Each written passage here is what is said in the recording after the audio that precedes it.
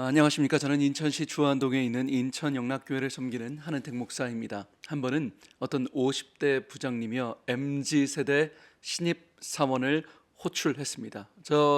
철승씨, 잠깐 일로 와요. 철승씨. 그런데 이 신입사원이 대답이 없는 거예요.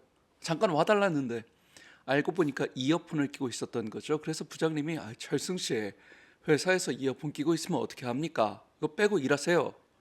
그랬더니 신입사원이 부장님을 똑바로 쳐다보면서 무슨 상관이세요? 저는 이어폰을 껴야 능률이 오른다고요? 그랬다는 거죠. 정말 회사 다니시는 부장님, 집사님이 너무 깜짝 놀라셨다는 거예요. 요즘은 그 회식 가자고 해도 소고기 먹자고 해도 안 간다 그러더라고요. 심지어 어떤 신입사원은 그 돈을 더 달라 그러더래요. 그러니까 자기가 회식 때 안 갔으니까 그때 못 먹은 그 내 소고기 값을 돈으로 달라 그러더래요. 실제입니다. 근데 문제는 이게 사역자들에게도 비슷한 현상이 나타난다는 데 있습니다. 6시 이후에, 퇴근 이후에 신방해달라 그러면 안 간대요. 퇴근이기 때문에요.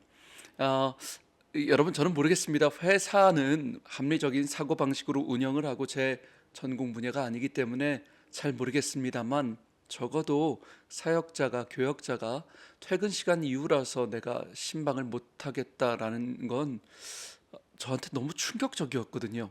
더 이상 당연한 것이 당연하지 않은 시대가 됐다라는 생각을 했어요.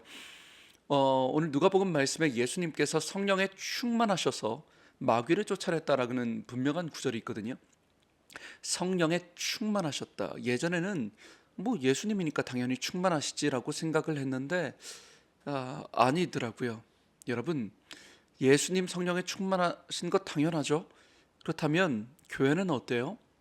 하나님의 교회는 성령에 충만해야 된다. 당연하죠. 당연하죠. 예수님이 머리가 되시는 이 땅의 모든 교회는 성령에 충만해야 된다. 당연하죠. 근데 여러분, 이 땅의 모든 교회는 성령에 충만하십니까? 목사는 성령 충만해야 된다. 당연하죠. 하나님의 종인데요. 근데 여러분, 이 부족한 종부터 성령 충만하냐? 너무 부끄러워요. 근데 여러분, 성도님들은 어떠세요? 장로님, 집사님, 권사님, 하나님의 사람들 성령에 충만하세요? 저는 소망합니다. 당연한 것이 당연한 교회가 되는 것, 당연한 성도가 당연한 성도 되는 것. 어니스트 해밍웨이가 이런 말을 했어요. 노인과 바다에서 바다는 비에 젖지 않는다라고 하죠. 바다는 비에 젖지 당연하죠. 여러분, 그렇지 않아요? 우리 인생에 성령의 충만한 바다와 같은 사람은 당연해요. 비가 내려와도 젖지 않아요. 세차게 폭풍우가 몰려와도 바다는 끄떡하지 않아요. 비에 젖지 않아요. 우리 인생에 세상이 상처를 주고 비가 내리고 열등감을 주고 야, 너 부족하잖아. 너 모자라잖아. 네 스펙으로 수많은 가정의 문제와 자녀의 문제, 건강의 문제가 폭풍과 같이 나에게 몰아칠 때 여러분 당연하잖아요. 성령의 충만한 바다와 같은 사람은 그 소낙비를 뚫고 나갈 수 있는 능력이 그 바다와 같은 성령 충만함에 있다 말입니다. 당연하잖아요. 여러분, 우리가 문제가 어려워서 힘든 거예요? 아니면 능력이 없어서 힘든 거예요? 문제가 너무 높아서 힘든 거예요? 아니면 그 문제를 넘어갈 수 있는 능력이 내 안에 없는 거예요? 여러분, 우리가 더 이상 내 능력에 맞는 작은 문제를 달라고, 이 문제 좀 낮춰달라고 기도하는 것이 아니라, 이 문제 좀 없애달라고 기도하는 것이 아니라, 하나님, 이 문제를 넘어설 수 있는 능력을 허락하여 주시옵소서. 당연한 성령의 충만함을 달라고 기도해야 되지 않을까? 조용기 목사님께서 교회를 막 개척하셨을 때 목사님이 그 한경직 목사님을 찾아가신 적이 있대요. 서울 영락교회.